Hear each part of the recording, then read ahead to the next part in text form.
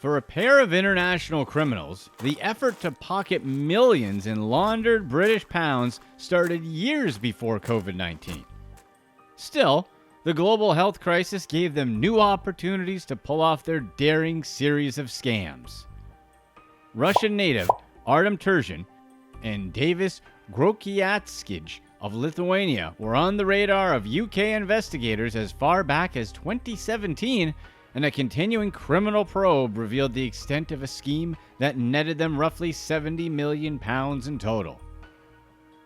The investigation spanned 4 years and involved officials from the Metro Police and National Crime Agency. It all started when officers spotted a man dropping off a large sum of money in a car parked outside a house they were watching. Police believe the house was a front for a London-based money counting operation. The suspect was later identified as Zylyfi, and he was in the sights of authorities again just 1 month later. At that time, police say he received a payment of £40,000 from Terzyan. Both men were arrested, convicted, and sentenced to a year behind bars after the investigation.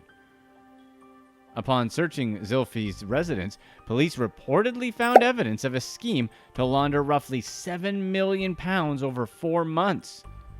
More evidence surfaced that implicated Zylyfi, Terzyan, and others in a massive criminal scheme.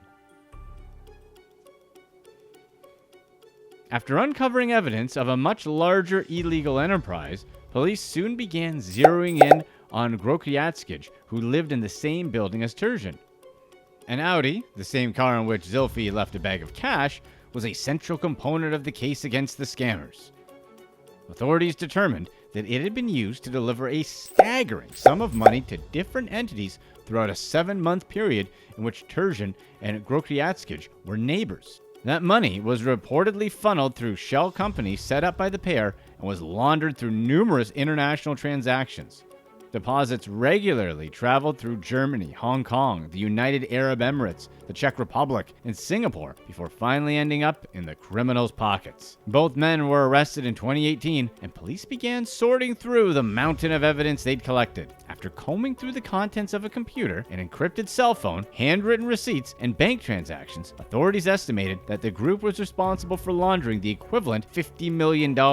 Almost half of that was transferred via cash deposits. Terzyan and Grochiatskij were released from prison on bail as they awaited trial in the case. The court's supposed restraints didn't stop them from returning to their old ways, though. The pair hatched another plan while facing charges related to the massive money laundering scheme. They decided to target Britain's Bounce Back program, which was established to provide loans to companies struggling to make it through the pandemic and widespread lockdowns. Authorities say the two men raked in over $13 million in payouts for falsified loan applications through this plan. Investigators quickly caught on to their scheme and arrested them in late 2020. After reviewing the latest evidence in the continuing case against them, authorities determined that Terzyan and Grochiatskij laundered roughly $45 million starting in mid-2018. As for the bounce-back loans, police say the pair submitted a series of claims for £50,000 loans and received £10 million altogether. Reports indicate a single bank was responsible for providing more than £3 million of that sum. Much like in the United States and elsewhere around the world, the UK established its Bounce Back program and the Coronavirus Business Interruption Loan to provide cash assistance to struggling businesses throughout the pandemic-related shutdowns. The British government served as an underwriter for 80% of the CBIL program and 100% of the Bounce Back loans. Also, like similar initiatives in other countries, scammers saw these British assistance programs as easy targets. In fact, the government spent £100 million and assigned about 1,000 investigators to a specialized task force designed to uncover and expose the amount of fraud involving these programs. As it turned out, the scams perpetrated by Terzyan and Grochiatskij represented just the tip of the iceberg. Investigators determined that billions of pounds were misappropriated or otherwise stolen through similar types of fraud. An extensive audit found that there weren't enough safeguards against misuse of the funding, and that the government dragged its feet when conducting reviews of suspicious applications. Officials must have known that fraud was a real concern, especially when hundreds of millions in free money was involved. Many of them determined that a certain level of theft was a price they'd have to pay for delivering money to struggling people during the pandemic's peak. The review confirmed that loans were being granted for at least a month before authorities devised a method for determining whether single companies were applying for multiple loans. By the time they developed the system, more than 60% of all the loans funded by these programs were gone. In late 2020, the government started to get a bit more serious about preventing fraud, but plenty of damage had already been done. One early estimate indicated that 7.5% of all loans approved might have been fraudulent. That number grew dramatically when the task force released its investigative report, finding that as much as 11% of the cash paid out through these government loans went to scammers. In real terms, that makes this a widespread scheme that cost taxpayers nearly £5 billion.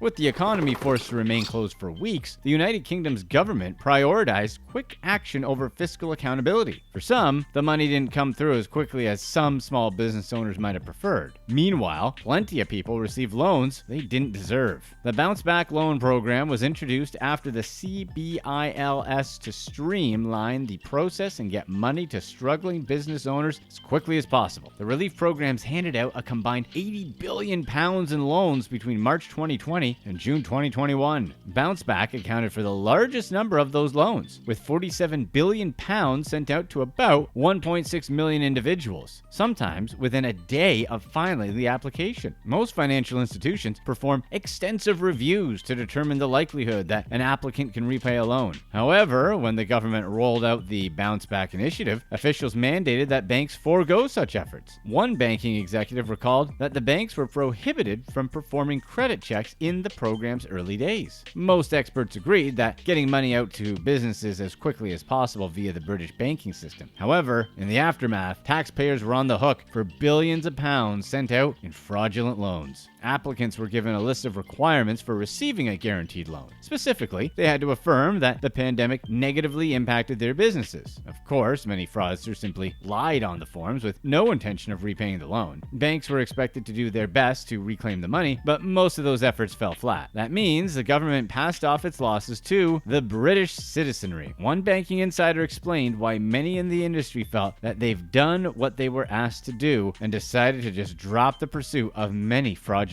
claims. It's not surprising that banks aren't eager to exert money and other resources to track down borrowers who are likely perpetrating a fraudulent scheme. After all, the government will reimburse these institutions whether or not the loan is paid. Regulators require that banks show that they've made some effort to collect on the loans, though it's clear that many of them are content to do the bare minimum while taking comfort in the knowledge that they won't lose any money. Many banking executives attempted to warn the government of the inherent vulnerabilities in each of these programs. 2 days before the first loan applications were accepted, the ex-head of the British Business Bank sent a letter to the nation's business secretary to sound the alarms about abuse by individuals and by participants in organized crime. Just weeks later, 3 anti-corruption organizations joined forces to send their own warning. They requested that those who receive funds through the program be made public. That plea fell on deaf ears within the British government. Since the loans lacked the transparency that many experts said would be necessary to combat fraud, many details remain cloaked in mystery. Subsequent reviews found that some of the money was gambled away or traded for foreign currency, making it unlikely that the government would ever recover its losses. Much of the stolen cash went to pay for personal expenses and lavish purchases by the scammers behind various fraudulent schemes. When investigators separated the loans based on the banks that issued them, they found a troubling trend. Some institutions appeared to do their due diligence and signaled potentially fraudulent loan applications. However, a handful of banks were responsible for approving the lion's share of loans that ended up going to scammers. One report determined that just 3 banks were behind a whopping 87% of loans paid out to companies that had already gone out of business. Furthermore, 2 banks handled more than 8 in 10 loans for companies that didn't even exist before the outbreak of COVID-19. It's not entirely clear what the British government plans to do in its effort to recover the lost money, though there are some signs that regulators are working on methods methods to address fraud in the future. For example, authorities will now perform a review on any business that goes out of business to determine if any unpaid loans were taken out on its behalf. The Treasury Bureau approved £32 million in additional funding for anti-fraud operations, but some government officials are concerned that it won't be enough. With such an enormous amount of money missing, there's a common perception that authorities are offering too little, too late. A representative from the Treasury Department attempted to quench concerns, insisting that any amount of fraud is totally unacceptable, asserting that the agency is taking action on multiple fronts to crack down on anyone who has sought to exploit our schemes, bring them to justice. Although they were clearly not alone in perpetrating fraud against the UK government, Terzyan and Grochiatskij could be seen as the poster children for such financial crimes. Their illegal enterprise was responsible for laundering a staggering amount of cash for other criminals around the world. Police say £10 million